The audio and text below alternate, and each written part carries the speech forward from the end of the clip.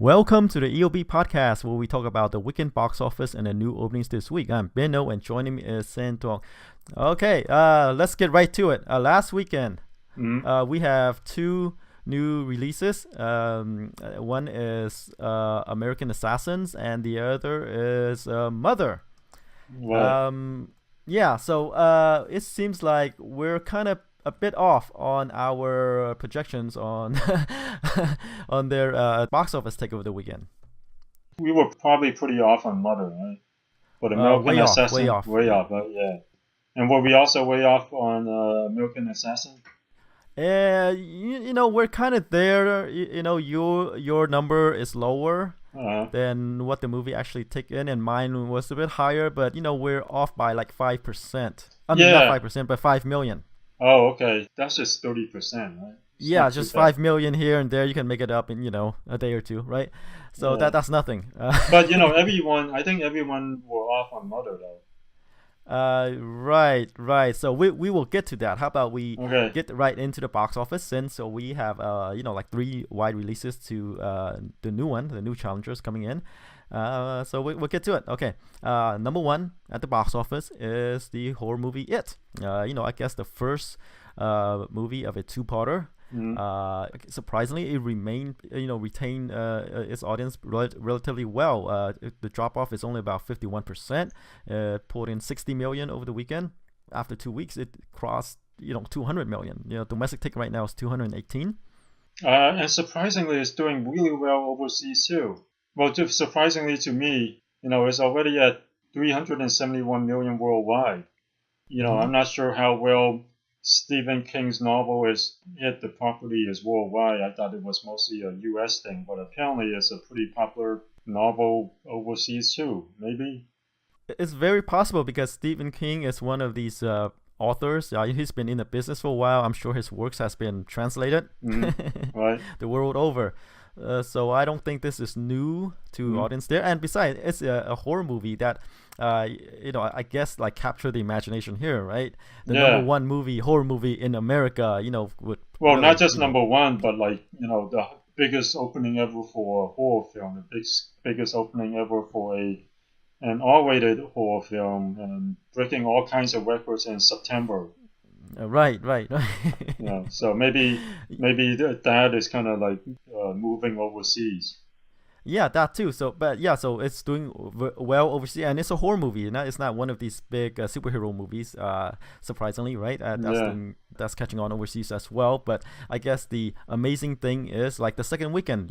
I would expect. I say I wouldn't be surprised if the drop off is in the high 60s. Uh-huh. But it held on. It's like about 50%. Yeah, The drop off. 50% is really good for a film that opened that huge. Most of the other big openings during the summer, like Guardians of the Galaxy or even Spider-Man: Homecoming. These are well-reviewed films that opened huge during the summer, and even those ended up near the drop-off ended up near the 60% range. But it is at 51. The drop-off is only about 50%, which is very leggy, which means word of mouth is very good. Right. Typically horror movies, very front loaded. First weekend, boom. Yeah, the drop off tends to be in the 70% range or Yeah, high yeah. 60%. So you expect like with the drop off only in the 50% range, you expect the third weekend to be around there as well, or maybe even lower. Yeah, but this weekend is getting strong competition though, and we'll get to it. Maybe, but yeah, like you say, we'll get to it. All right. Right. So, like we said, this is the first movie of a two-parter, and I guess the amazing thing, really, besides its box office take, is really the budget. It's only 35 million. Right. Yeah. And hopefully they won't be because of the phenomenal success of this. They won't try to convert the second film into a two-parter. Right, but that discussions are going on Yeah. Right. to do it, to milk it, Yeah. to milk it. Yeah. To milk it. Yeah. Yeah. Yeah. Right. Gotcha. Okay. Gotcha. But even if they don't turn the two-parter into the second movie into three movies, they're thinking about cinematic universe. Sure. That's the thing. That's the it thing right now. The in thing right now is to turn anything into a long running series. Yeah, I mean, if The Conjuring can have these spin-offs and a cinematic universe based on it, they're gonna turn it into a cinematic universe. Right. And we talked, I think, a couple podcasts before that, horror movies is going to be the new, I guess, superhero movies. They're going to make more of them since they're cheap to make, and the returns are, if they can hit it big, the returns are like it level, right? Yeah, they're definitely more profitable. I mean, it is kind of a, it's one of these phenomenons that don't happen that often. I mean, even The Conjuring is considered phenomenal success, but it's not making nearly as much as the Marvel comic book movies. In terms of profits, the profits are probably a lot higher. I would bet. Right. I mean, 35 million. So their take home, I guess, pay is greater because it only costs us so much. And superhero movies cost what? 200 million, usually around 200 million nowadays. Yep, and then there's still the advertising cost, promotion, right? Yeah, right. Even though they make a lot, they spend a lot. Yeah, right. And Warner Brother is really right now has this thing, right? They have the Conjurings, right? They have the Annabelles, and now if they're able to make more. Yeah, now especially being that it's from WB New Line, who converted The Conjuring into a cinematic universe. They're gonna turn it into a cinematic universe, and then when they completely milk both franchises, both universes, they're gonna combine the two, and we'll see a crossover between The Conjuring and the It cinematic universes. There'll be parallel universes that well, whatever. Yeah, sure. Kind of like Jason's versus Freddy Krueger, or Aliens versus Predator. Right. Those kind of big showdowns. Yeah. Right. All right. Okay. All right. So I guess with the 51% drop off, as we said, expect the third weekend to hold up as well. How about we move along to number 2, which is one of the new releases last weekend. It is surprisingly American Assassin. Yeah. It's the movie starring Dylan O'Brien, Michael Keane, and Taylor Kitsch, and Sanaa Lathan. I'll take your. All right. O'Brien plays a guy whose I think fiance got killed by a terrorist, and he's went on to this program to train himself into a killer to get revenge. Yeah, part of this secret government agency that trains these assassins, top secret things that they don't tell the media. Right. Black Ops. So I said this movie could play well in more conservative parts of the country because of its subject matter, but apparently not.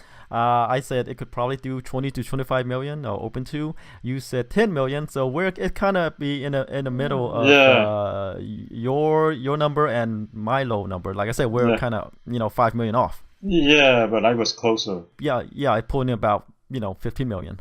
I'm surprised that it didn't do closer to your numbers because.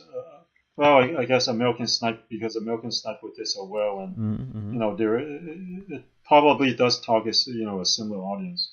But unlike American Sniper, American Assassin isn't directed by Clint Eastwood, and it doesn't have Bradley Cooper.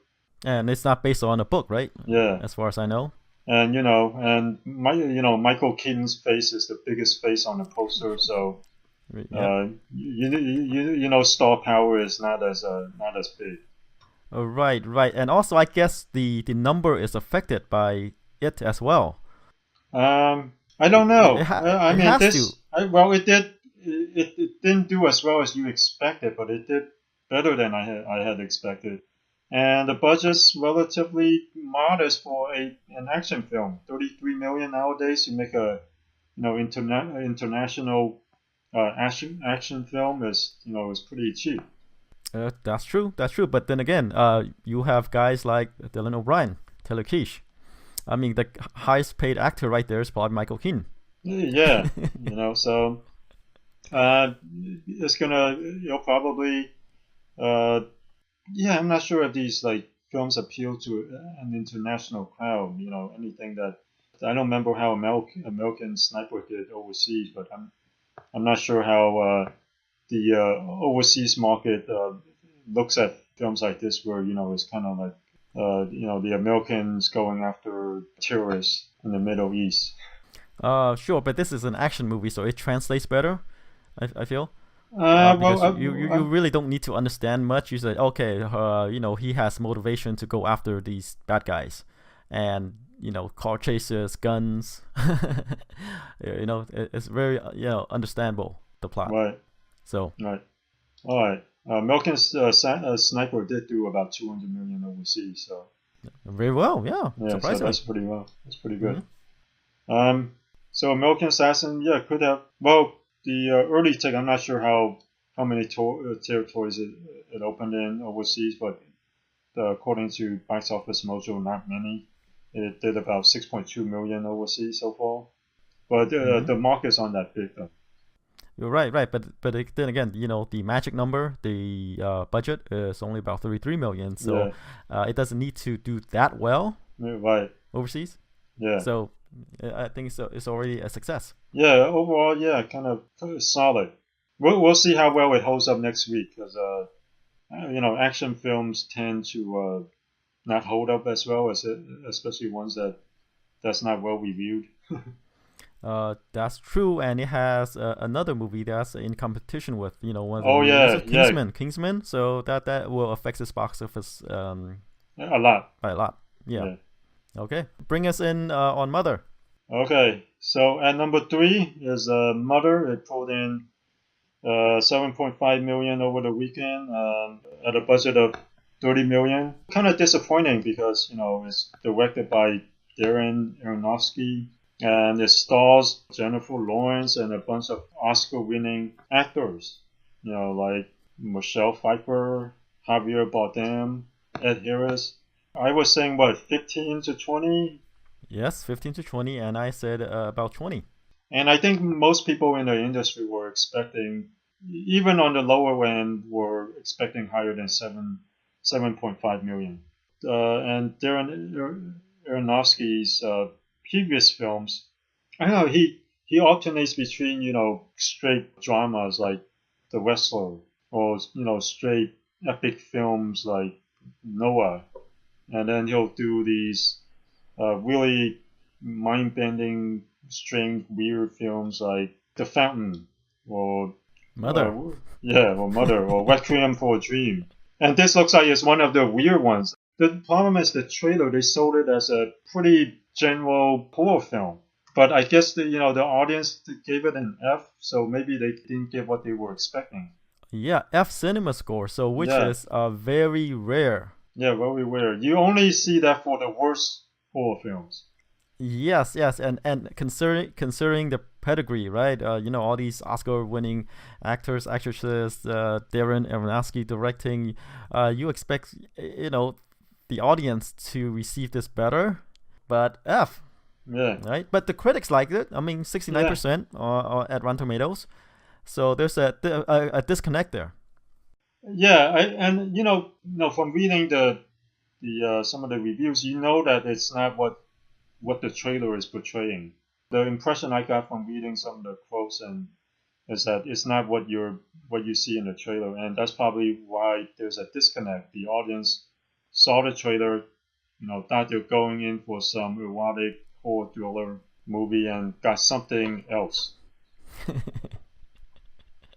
Okay, so I recently heard an NPR interview, right? They brought on this guest. I think it's some writer or critic from some, well-known outlet, right? And she said that the movie It, is not that good, right?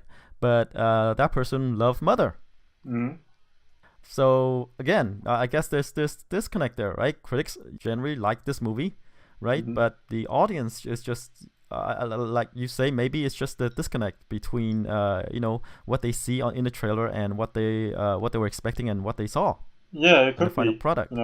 Mother could be one of these things that's kind of original, kind of not what you expect from a typical horror film. And for critics, something like this is probably refreshing to them because they watch hundreds of movies a year, and when they see something a little different, they like it. And it might be one of these, like a well-made horror film that kind of follows a certain formula but does it really well, according to the reviews.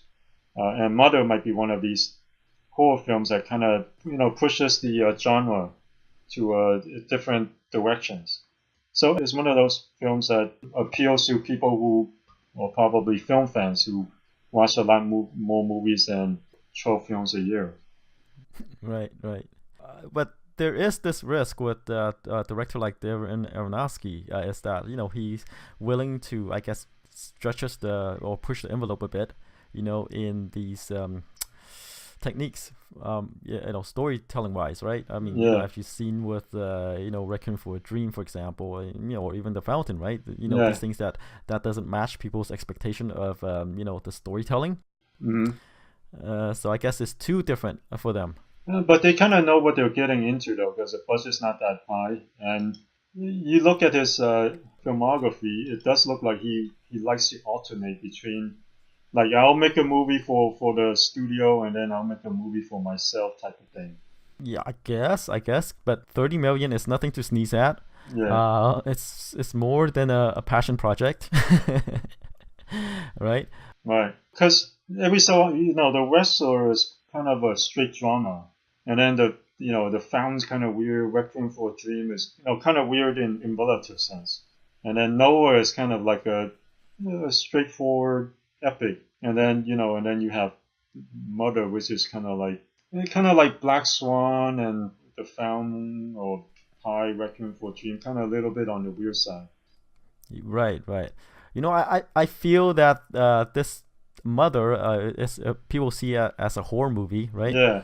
So maybe I guess like for the target audience, which are usually which is usually like these teens. horror fans, these fans of horror films. Exactly. I guess it's just too different for them, and I guess that's why the low cinema score. Yeah, it's like, hey, I came in for a horror film and I got kind of something else. Right. They want bloods and guts, maybe even some scary aspect, but what they got is something entirely different. Yeah. All right, we probably went on enough about Mother. All right, let's move on to number 4, which is Home Again. In its second weekend, pulled in about 5.2 million. Drop off is about 40%. It is this rom-com starring Reese Witherspoon, and the domestic gross right now is about 17 million. So as you said, it held on kind of decent. Yeah, because the romantic comedies tend to hold up okay. But probably not the comeback that Reese Witherspoon was hoping for in a romantic comedy. Right, she's at this weird I guess stage in her life where she couldn't play the young single female anymore. Yeah. Now she's playing an older character, but she doesn't have that look yet. So she's at this weird phase, transition phase. Right. All right. Number 5 is the Hitman's Bodyguard. It pulled in about 3.6 million over the weekend. Drop off is about 26% from this previous weekend. Domestic gross is 70 million. You expect more for a movie that held on to the top spot for 3 weekends in a row, but hey, that's because those weekends were kind of weak. Yeah, but at a budget of just 30 million, it's already did 70 million domestically, and it's pretty good. And for some odd reason, it's holding on really well. Even though it's poorly reviewed, but hey, it's like one of the only not romantic comedy, action it comedy. It could be a romantic comedy. It's bromance. Yeah, it is a romance. Yeah, it is. A bromance. Right. Yeah, it's it's an action comedy, and there aren't many of those in theaters right now. So.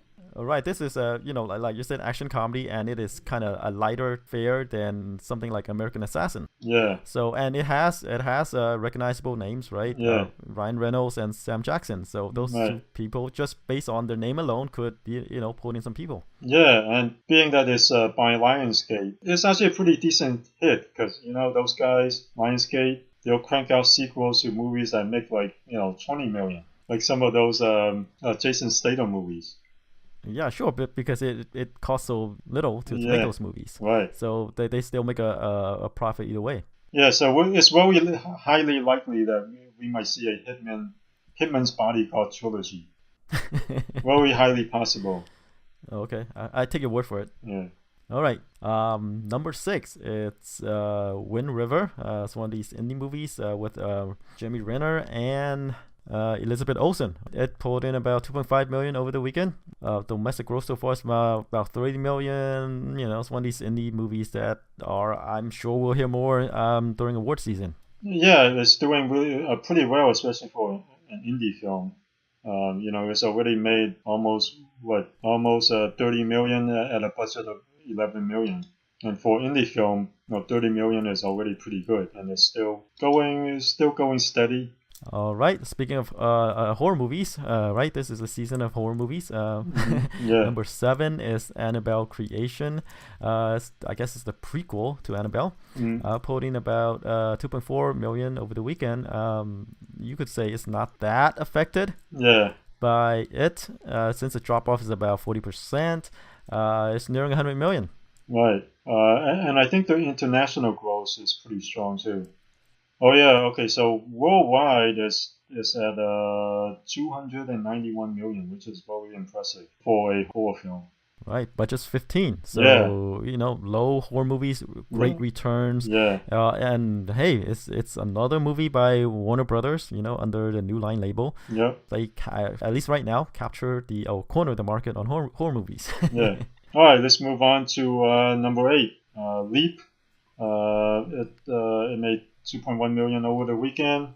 Held up pretty well. The drop off is only 13%. It's at almost 17 million. I think it's an animated film made by France in France, and I think it's the Weinstein Company bought the rights to it. So worldwide, it cracked 100 million. Is at 103 million right now, which is pretty solid for something that's not by one of these big animation studios from Hollywood. Oh yeah, I mean, like you said, it's big overseas, especially in France, and for it to be able to make about 18 million here, it's gonna cross 20 million at some point. And the Weinstein brothers probably only bought it for a couple million. Right. They probably didn't advertise this movie. Yeah. All right, number 9, moving along, is Spider-Man: Homecoming. Pulled in about 1.9 million over the weekend. Hey, it's hanging in there. Domestic gross is 330 million, and the worldwide take is 861. Yeah, very good. Speaking of very good, at number 10, Dunkirk. It grossed 1.3 million over the weekend. It's at 185 so far domestically. Worldwide, it just cracked the 500 million mark. Worldwide is at 508 million, which is 5 times its budget. Yeah, nothing more to say here. It's another movie we'll hear about at the award season. Right. I think below that, we might want to mention Despicable Me 3. It cracked the billion worldwide mark over the weekend. So it continues Illumination's streak.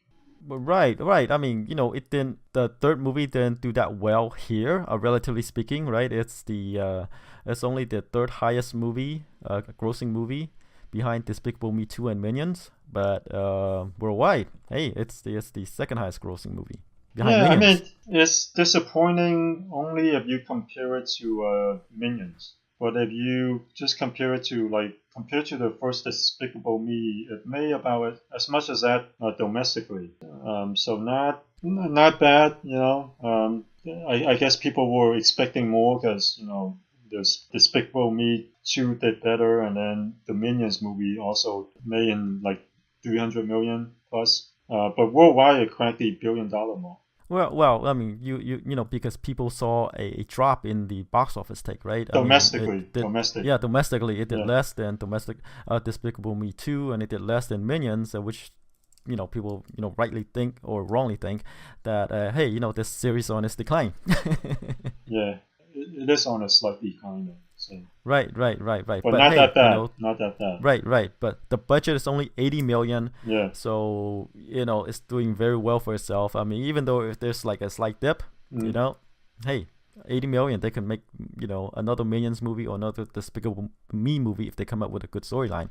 Right. You know, and they'll be right back on track since these are a well-known brand, you know, and I don't think these little critters has run its course. So they just need to find the right movies, right story. Yeah, it looks like the original concept, the original Despicable Me concept of, you know, a bad guy turning good, you know, trying to raise a family, has probably already, you know, ran its course. I mean, they can do more, but it looks like, you know, that franchise has run its course, and it looks like the Minions can continue. The Minions is still strong, but the original central storyline is definitely on a decline. And they can still make more because these films are so cheap to make.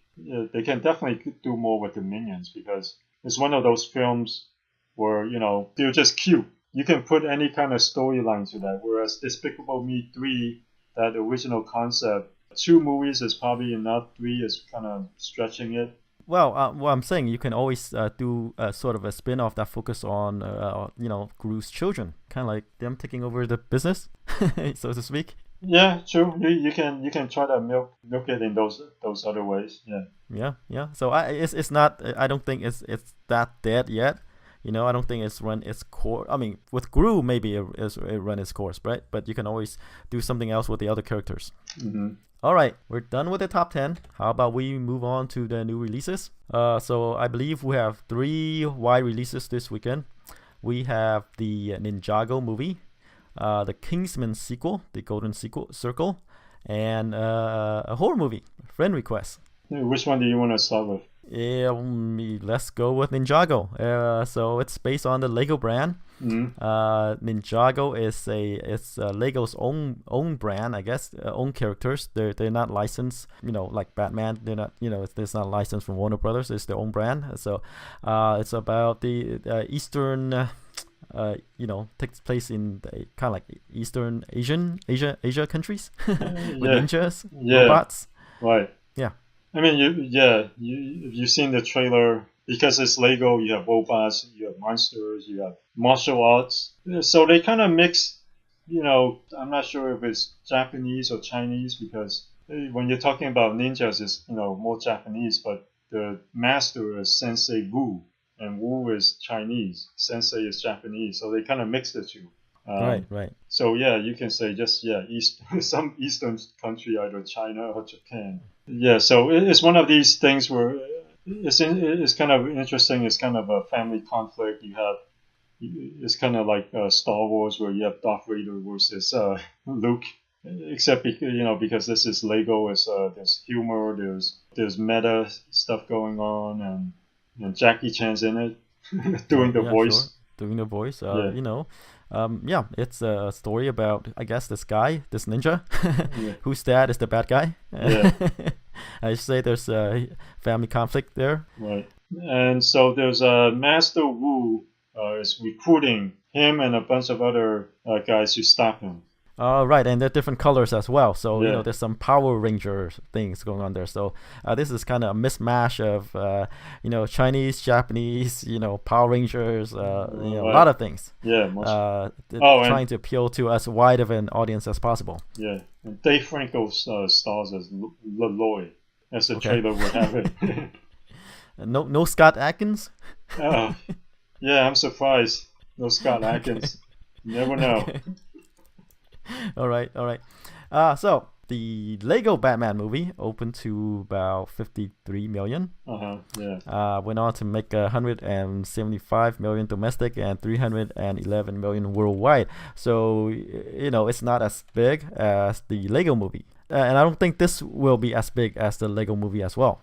Yeah, although the Ninjago I think it's one of the biggest original brand, right? The character.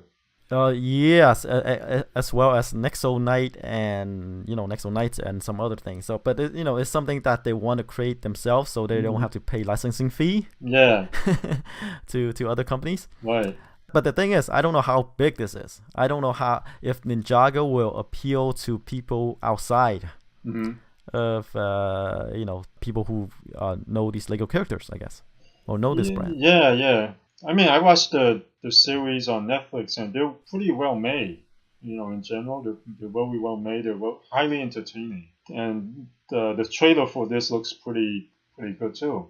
Looks like it has the kind of humor that parents can relate to, and it's one of those things that probably hits. I wouldn't say every demographic, but the family demographic with young children. I'm not sure if teens would be attracted to this, and it's kind of hard to say because I was thinking the Lego Batman movie would have really high appeal, just as high appeal as the Lego movie, but it didn't. And I don't know if Lego Ninjago has bigger appeal than Batman. Right. I mean, everyone know who Batman is, right? But Ninjago, what's that? Yeah. So what are you thinking? Or do you think it can? No, I don't think it'll open higher than Lego Batman. So I think it'll probably do open to maybe about 45 million. Yeah, I'm kind of with you. I'm thinking like 40, 45 range. Okay, 40, 45, which is, I guess it's a safe number to be at, because I don't think, I guess our reasoning is that Ninjago is not as well known as Batman. Yeah. Right? So, it might not attract that audience. But again, with these family movies, you never know.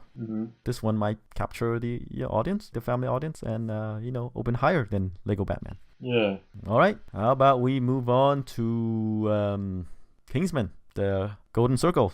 Yeah, so the first film, Kingsman, The Secret Service, opened to 36 million and then ended up doing 128 million domestically. It was kind of a surprise hit back then, and it was well reviewed, and it had a good word of mouth. And so I'm wondering if the sequel would do better, because the first film was well received and has some goodwill going for it. You think? Yeah, I think. But if you see the trailer, right?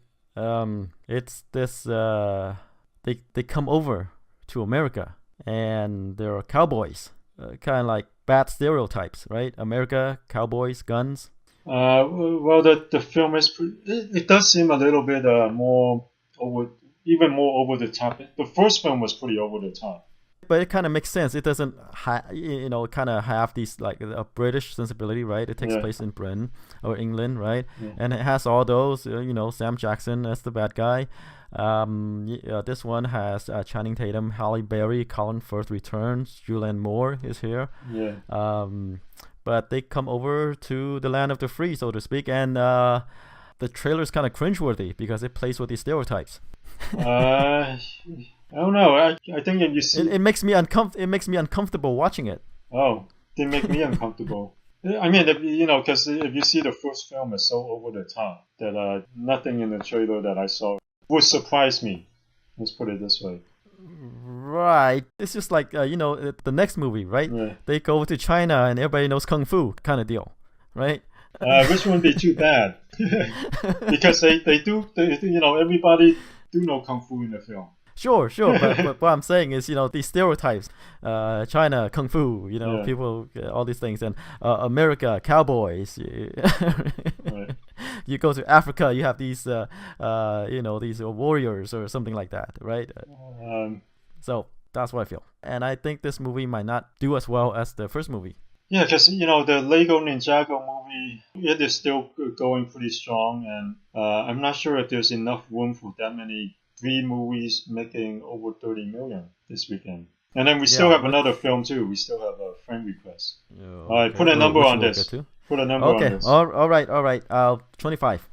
I'll put it as the same, 30 million. You know what? 35 million. 35 million. So you say it's gonna open about the same as the first movie. Right. All right. I think we might be overestimating the Lego Ninjago movie. It's very possible, but then again, we might be underestimating as well, right? Yeah. Kingsman has this is a sequel to a well-received movie, the first movie, right? But we're putting that higher number because if the first movie is well-received, the sequel normally piggyback on that? Yeah, and the thing is, we're not sure if there's that franchise fatigue that's been affecting a lot of movies, but those tend to affect the third film or beyond. And Kingsman is only the second film, and usually those tend to do better if the first film's well received. But again, there's the whole franchise fatigue might affect it. Right. See, I think what happens with the Kingsman is that they skip the second film and they jump straight to the third film in the Golden Circle. Okay. Right. So that's why I said 25 million. All right. Or lower. Okay. I don't think it'll be lower. Okay. All right. A friend request. So horror movie. Yes, there are some reviews on RT, which is surprising. There are no reviews for Kingsman, no reviews for Lego Ninjago movie, but there are already 20 reviews for friend requests. It's at 40% on RT, which is not bad for a horror film. Typical, right? Typical, if not a little bit on the higher end. Yeah, which will drop down as we get closer to release. Yeah, I'm surprised that of all the films that they allow early reviews, they would allow a horror film, which tends to be not well reviewed. You would think that the Lego Ninjago movie they would allow early reviews, since it's one of those films and the Kingsman that are because of their previous films or spin-offs have been well reviewed. Well, maybe with the recent articles about Rotten Tomatoes, maybe these studios are moving with withholding reviews. Yeah, maybe. But friend request, horror movie, teen horror movie. It's a specific genre, teen horror movie. Yeah. About social media, right? Looks pretty stupid. We've seen this film before, except it involves a video. Sure, I guess. But I guess it takes place on a social media, or Facebook-like social media site, right? Mm-hmm. You friend this, people can friend this character, but they can't unfriend them, right? This character will show up and kill, I guess. Right. Yeah. So anyway, I'm surprised. I don't know. I'm surprised that there are actually some decent. Especially 40% is bad when you compare to the bigger scheme of things, but when you compare it to the films in the genre, it's actually kind of decent. So far. Yeah, so far. We know that it will drop probably in the 20 to 30% range. Yeah, and we are in a season where horror films tend to do well, but this looks pretty dumb though. Well, you could kind of say that for every horror film. No, any teen horror film. Right, any teen. Yeah, there can't be that much room, especially since it is doing so well. So I'm going low on this. I'm going like maybe below 5 million range. I'll go with 4 million. 4 million. Okay, sure. Well, I was struggling with this movie. I mean, it is open. It is opening in about 3,000 theaters, so it's kind of wide. But as you say, it is still in theaters, right? It's between friend request or it, and we're not the target audience for this, right? Yeah. Of course, we think it's pretty dumb. Yeah. So I guess your 4 million, and it's not released by a big studio. That's the thing. So it doesn't have the marketing power behind it. Right, but it is being distributed pretty wide though. 3,000 screens is a lot for a relatively modestly budgeted horror film. Right. So I'm probably gonna be a little bit higher, maybe 7 million. 7 million, not much higher. All right. I think we're in the season where we don't know what we're talking about. Since we were way off with some of our projections these 2 weeks. I think everyone was off on Mother. Everyone was off on It. People weren't expecting it to be such a humongous hit, phenomenal hit. This weekend, we have 2 big films opening. Kingsman and Ninjago movie. So we'll see if there's enough room for all these films. I mean, It is still going to probably do 30 or 35 million this weekend, if not a little bit more. There's still room for 3 movies doing 30 plus million. Yeah, that's the thing. So we're not sure about the Ninjago brand as a movie franchise. Yeah. You can see Ninjago is in like home video, right? Yeah. There's a lot. There's a series going on there, and then there is Kingsman, the Golden Circle. Can it piggyback on the first movie's, I guess, goodwill. Yeah. Right, we'll see. I say no, you say yes. Yeah. Maybe. So we'll see. Yeah, and we're both not high on friend requests. All right, that's it for this week. Tune in next week.